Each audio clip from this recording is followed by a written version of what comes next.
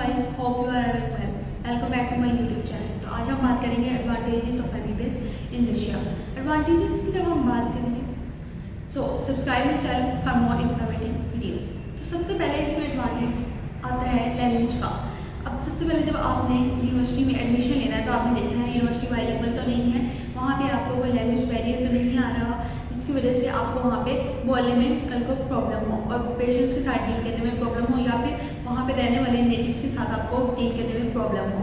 सबसे पहले आपने देखना है कि जो यूनिवर्सिटी है वो इंग्लिश मीडियम हो और उसके अंदर लैंग्वेज बैरियर ना हो। जैसे कि जर्मन की बात कर लेते हैं, अगर आपको जर्मनी जाना है तो उसके लिए आपको जर्मन का B2 लेवल आना चाहिए। तो इसके लिए आपको ये बात याद रखनी चाहिए कि रशिया में किसी भी यूनिवर्सिटी में आप एमबीबीएस के लिए जाते हैं तो वहाँ पे आपका लैंग्वेज बैरियर ना आए और वहाँ के कोर्सेज इंग्लिश मीडियम होने चाहिए। दूसरा एडवांटेज इसमें प्रैक्टिकल्स है। प्रैक्टिकल्स मीन्स वहाँ पे जो इक्विपमेंट्स हैं वो मॉडर्न है। अपरेटस जो भी उनके वहाँ पे मेडिकल अपरेटस है, जो मेडिकल यूज़ के लिए वहाँ पे इंस्ट्रूमेंट है, मेडिकल यूज़ के लिए वहाँ पे इंस्ट्रूमेंट है वो जदीद है और वहाँ पे जो डेड बॉडीज़ हैं वो रियल है। रशिया में जो प्रैक्टिकल करने के लिए डेड बॉडीज़ हैं वो रियल है, जबकि हम दूसरी कंट्रीज़ में देखें तो वहाँ पे वो डीमीज प्रोवाइड करते हैं जिसमें प्रैक्टिकल अच्छे तरीके से नहीं होता। इसमें टीचिंग लेवल बहुत अच्छा है। वहाँ पे प्रैक्टिकल टीचिंग करवाई जाती है, आपको 70% क्लिनिकल टीचिंग करवाई जाती है और 30% थ्योरेटिकल टीचिंग करवाई जाती है। तो इसकी बात करते हैं, वहाँ पे पेशेंट का इन्फ्लुएंस अच्छा है, लेकिन ये भी अब एरिया टू एरिया वेरी करता है। किसी सिटी में रशिया के पेशेंट का इन्फ्लुएंस अच्छा है, वहाँ पे लैंग्वेज में लैंग्वेज बात करते वक्त वेरी नहीं आता, कोई भी इशू नहीं होता, जबकि किसी एरिया में इन्फ्लुएंस अच्छा नहीं है पेशेंट्स के साथ। लेकिन ये बात वहीं आ जाती है कि ये बात डिपेंड करता है पेशेंट। तीसरी नंबर पे इसकी एडवांटेज है वर्ल्ड रिकॉग्नाइज्ड डिग्री। ये डिग्री रशिया की वर्ल्ड रिकॉग्नाइज है कि नहीं। जैसे कि पिछली वीडियो में भी हमने बात की है कि रशिया एमबीबीएस के हवाले से ओल्डेस्ट कंट्री है, तो इसकी जो डिग्री है वो वर्ल्ड रिकॉग्नाइज डिग्री है। WHO से भी रिकॉग्नाइज है, BMDC से भी रिकॉग्नाइज है। इसके लिए अब आप किसी भी कंट्री में आप बाद में जाकर लाइसेंस के लिए एग्जाम देने के बाद आप सेटल हो सकते हैं।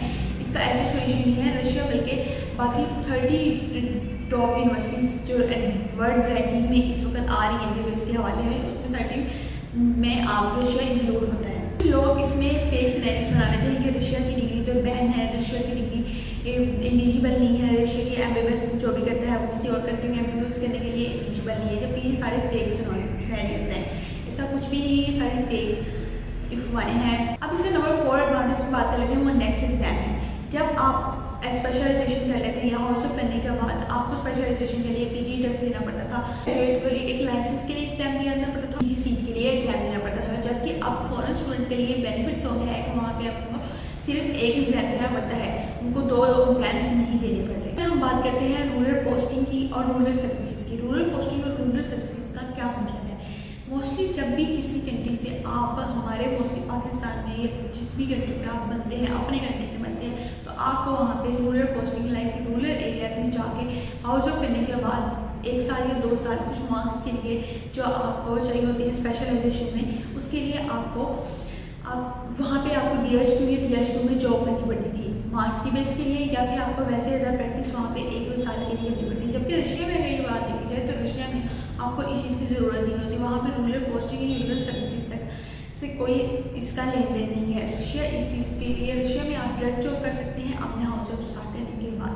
अब सबसे इम्पोर्टेंट एडवांटेज की बात करते हैं। इम्पोर्टेंट एडवांटेज इसमें फूड है। फूड और किसको नहीं चाहिए होता जो घर से बाहर है वो अच्छा फूड, देसी फूड खाए। तो रशिया में बहुत से रेस्टोरेंट ऐसे हैं जो आपको देसी फूड प्रोवाइड करते हैं, इसलिए आपको परेशान रहने की जरूरत नहीं कि आपको वहाँ पे all the time Chinese food खाने पड़ेंगे।